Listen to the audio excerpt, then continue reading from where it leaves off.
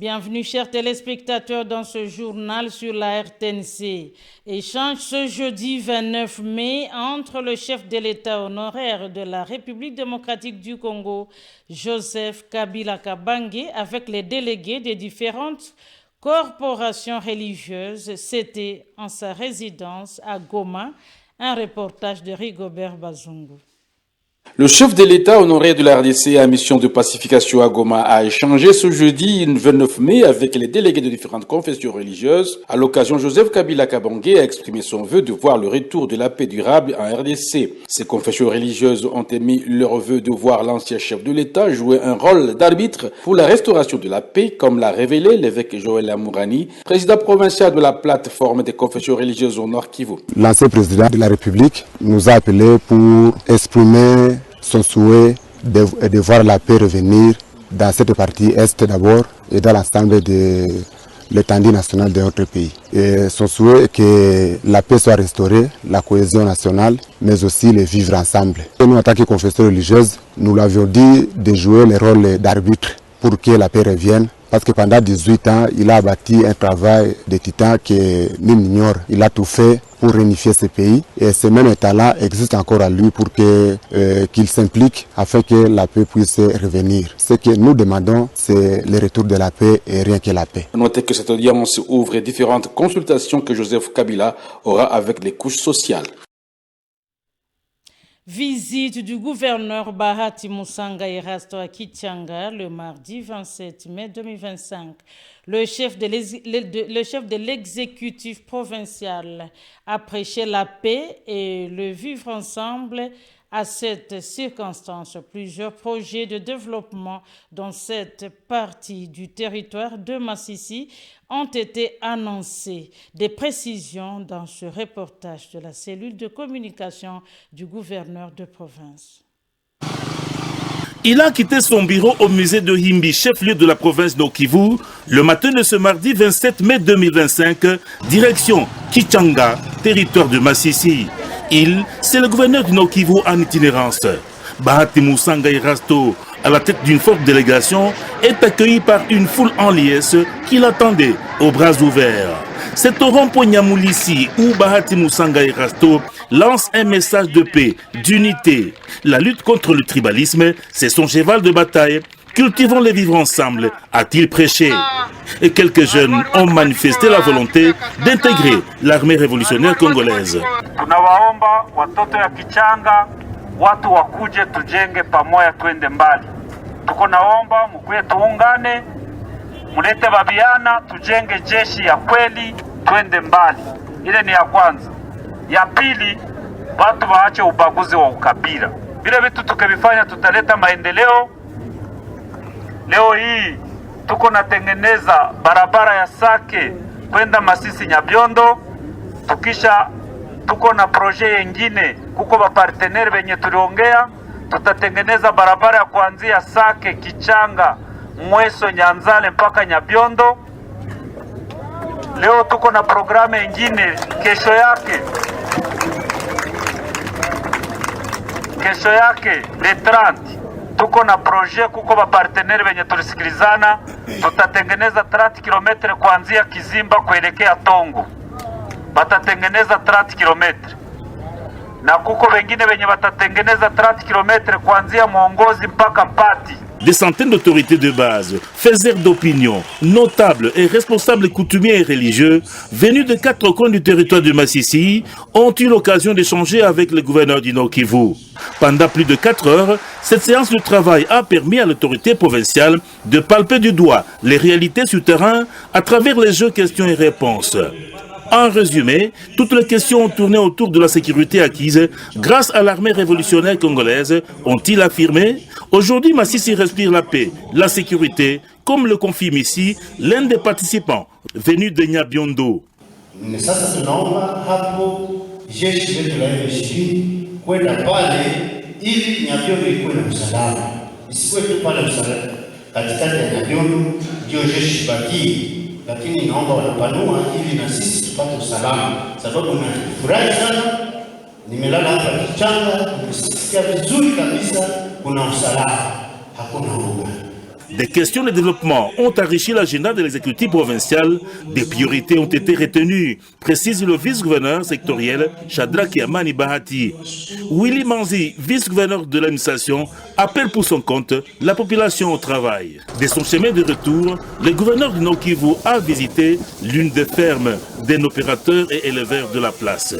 Ici, l'élevage a repris, signe de la paix rétablie, comme le confirme le gouverneur du Nord Kivu Bahati Musanga Erasto. Kama ninaona ng'ombe hivi nasikia roho yangu inapumzika, kwani roho ndio amani. Kwani hao wajambazi kama wanakuja, kitu cha kwanza chenye wanatafuta ni ng'ombe. Inamaanisha kama sisi tuishaleta amani kwa sisi. Wakaaji mwenye alipoteza ng'ombe kama 10, mwenzake anampatia 2, waishaanza wote fuga. Il appelle les autres éleveurs et agriculteurs à reprendre rapidement leurs activités naturelles. Désormais, le massif verdoyant respire la paix, la sécurité.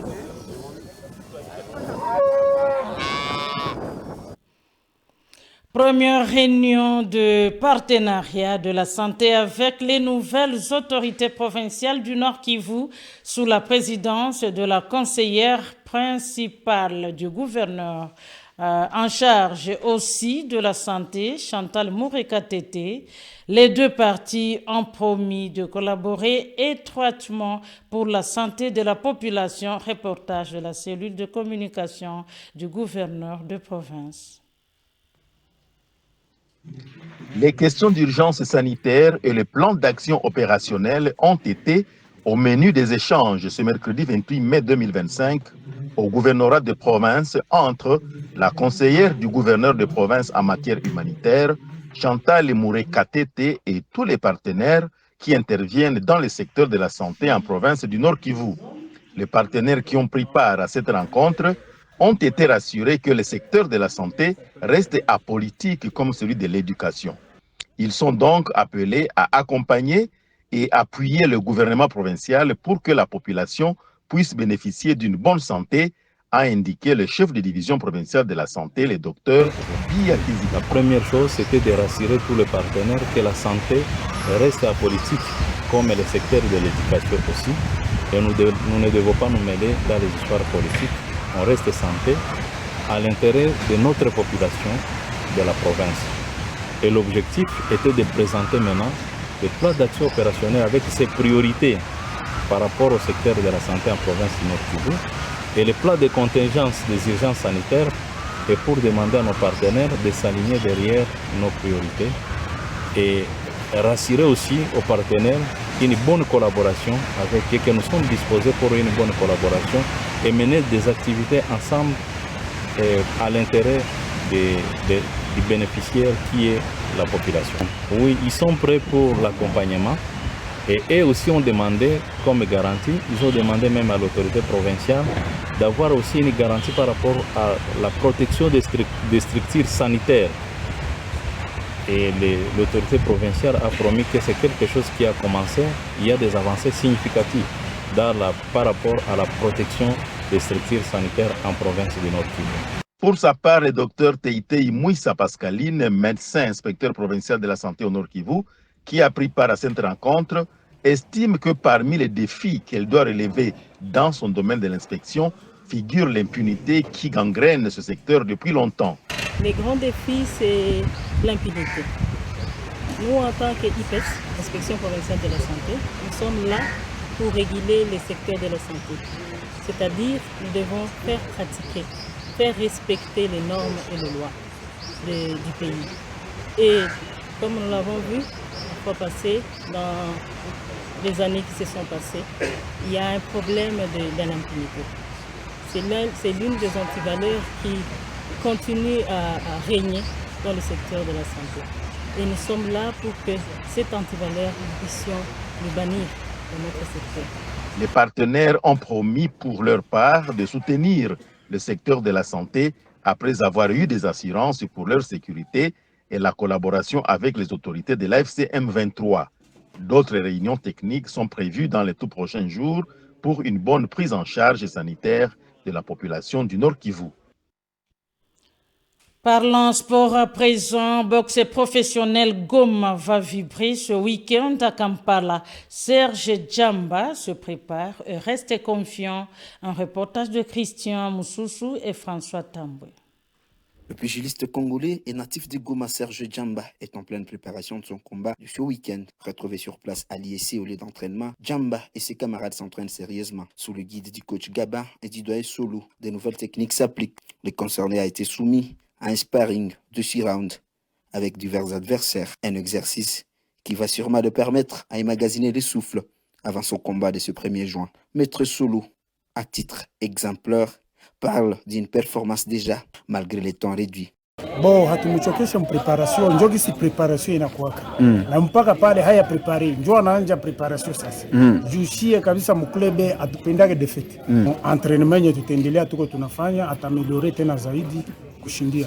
Donc il faut afanya hata 10 rounds, atize na 10 boxer, juu kule ayue aone kama 6 rounds haiko kitu mbele. De son côté, Serge Djamba, l'athlète, reste confiant et il appelle les fans à les soutenir. Autant la préparation kidogo, mais je sais que na entraînement niko nayo ndajidefendre nenda tetea inji kabisa. Ndacheza combat professionnel, toka combat ya 8 rounds. Niko tayari sana, niko tayari, maana mashabiki wangu maana nawalika sana muone combat yangu itakuwa tumalie tutakuwa partager. Signalons que ce boxeur du club Virunga, Serge Djamba, vient d'être rappelé en urgence à Kampala, en Ouganda, où il sera sur les rings le dimanche 1er juin 2025 contre un boxeur dont le nom vous sera communiqué dans les heures qui suivent. Et ça sera dans la catégorie de moyen 70 kg. Le surnommé King of Ngoum, Djamba va livrer son 2e combat en professionnel et sera accompagné d'Augustin Mugunge, un autre boxeur de Goma qui va défier Ivan Kadjamire le même jour sous le label de Nyama Boxing Promotion. Et puis Extra Sport s'entraîne au terrain Afia. Les académiciens passent par la série des matchs amicaux. Un reportage de Joe-Marc Bissimois et François Tamboué. Au terrain Afia et Brésil et de Goma, des rencontres amicales ont opposé ce mercredi les jeunes des académies de football dans les catégories I13 et I15. Chez les I15, l'académie Extrasport a fait match nul, 2 buts partout face à l'académie Bakuki au terrain Afia. Même scénario chez les U13 où Extrasport a également fait match nul, 2 buts partout face à l'académie Brésil au terrain Brésil. De belles performances qui confirment les niveaux croissants du football à Goma. Coach Marie Mouezé de l'Académie Extrasport s'est dite satisfaite de l'évolution de ses joueurs. Dans l'académie, ça se passe très bien parce qu'on fait les entraînements tous les jours, le lundi au vendredi. Tout se passe bien. Les secrets qui m'avaient poussé d'être entraîneur. Parce que depuis mon enfance, je préférais enseigner. Donc, c'est comme si c'est mon talent. Ouais.